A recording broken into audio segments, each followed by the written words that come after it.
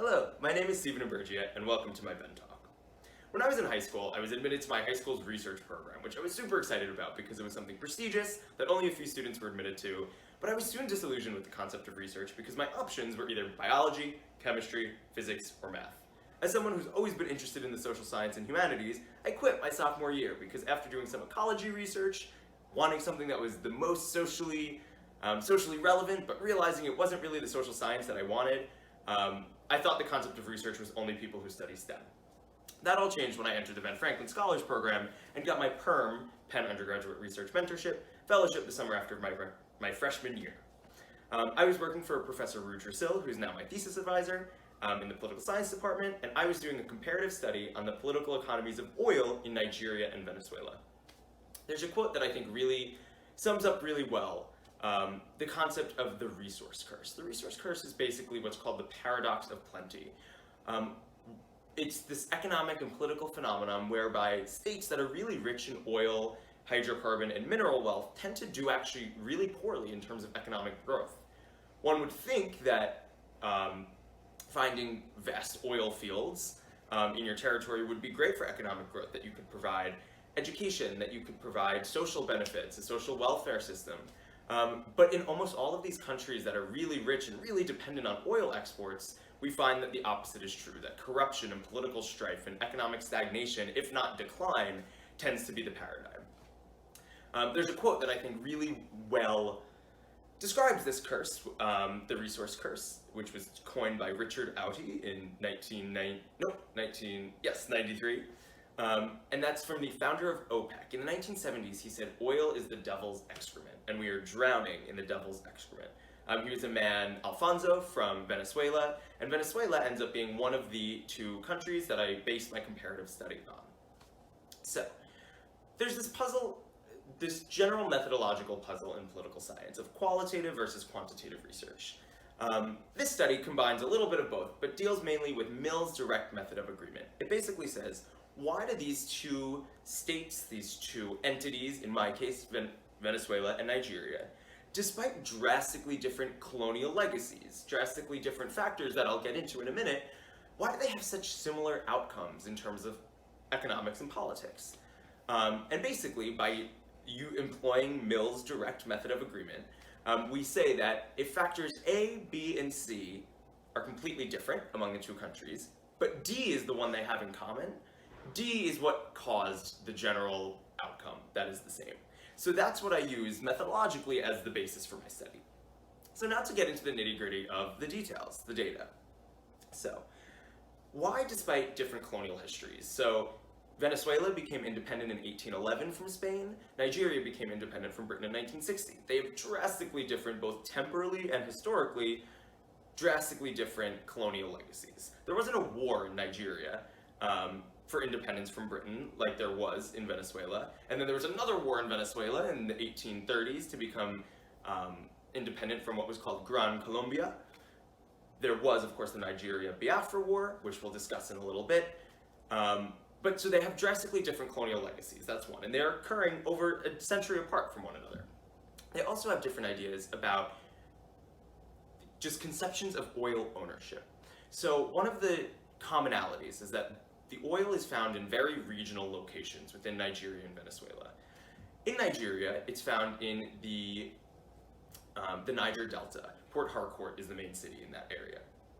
And basically, there's this very indigenously ethnic focus and ancestral ties to oil. People from that area, people of that ethnic group within Nigeria, they believe that they, as the ethnic group that comes from the Delta, that they have ownership, and that their ancestral ties to the land mean that they have the rights to that oil, not the Nigerian state. On the other hand, in Venezuela, there's this very nationalistic pride, and the state is the one that owns the oil. That became even more prominent after the nationalization of oil companies in the early 2000s in Venezuela, and that continues to remain to this day. So those are two factors that are different. First, cultural ideas about ownership of hydrocarbon resources, and two, colonial legacy. We also have different electoral systems, so that's an interesting factor. And finally, we have a different degree of internationalization achieved by the national oil companies. The NNPC, the Nigerian National Petroleum Company, it didn't really achieve that great a level of internationalization. It didn't, of course, its exports are very important, but it didn't expand beyond the delta that much. Whereas PDVSA, Petróleo de Venezuela, Venezuela's national oil company did. So, why, despite these drastically different legacies, of course there are cultural differences, ethnic differences. For example, Venezuela is very ethnically homogeneous, whereas Nigeria, there's constant ethnic conflict, as we can see from Boko Haram in the Muslim majority north, and then in the Christian majority south, which is where the delta is found and where the oil resources are. There's constant ethnic conflict because of the ethnic fragmentation. I believe there's something like 300 different ethnic groups within the nation of Nigeria. So why, despite these differences, do we have political strife and economic stagnation in both of these places? It comes down to three factors. The first is the simple one of reliance on oil. Over 90%, I believe it's 90.2% for Nigeria and about 93% for Venezuela. And mind you, all of these numbers are from 2016, because that's when I did my project. I wouldn't be surprised if they've gotten much worse in terms of reliance on oil exports for GDP in Venezuela. And GDP in Venezuela has experienced a drastic decrease in the last couple of years. The political strife in that country has gotten even worse. So the relevance of this project continues. But both of them are extremely reliant on oil for GDP. That's kind of the obvious one. Of course, in terms of resource curse literature, we're looking into petrostates, so states that are reliant on petroleum. They have similar oil dependence indicators. They also produce an eerily similar amount. Their capacity and their actual annual production, which again, since 2016 has decreased in Venezuela, is very, very similar. But the two really interesting concepts that kind of explain the similar outcomes in these two countries are, first, the fact that they're federal presidential republics. So, parliamentary systems don't experience corruption the way that federal presidential republics do. So, there's kind of this cycle in election years of rent seeking, increasing and decreasing based on whether or not it's an election year.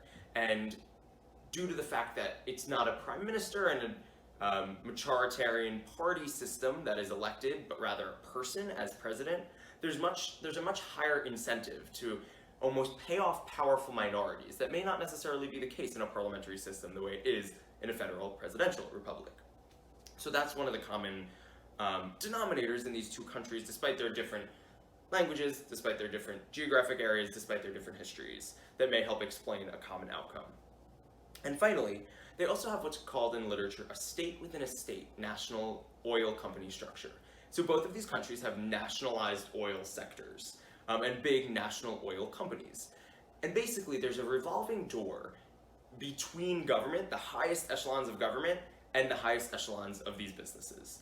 Of course, since they're nationalized, this almost makes sense to a certain extent, but the fact that there's a revolving door makes corruption and the buying off and the giving people jobs based on political affiliation much, much worse. That's why it's referred to as a state within a state. It's almost like there's this shadow government in the form of the national oil company that's really running the show more so than any of the other political legal institutions. So those are the three factors which kind of help to explain this common outcome between Nigeria and Venezuela as it relates to their political economies of oil. First, oil dependence on oil, of course. Two, their state of government as federal presidential republics. And three, their state within a state oil system. Thank you so much for listening to my Ben Talk.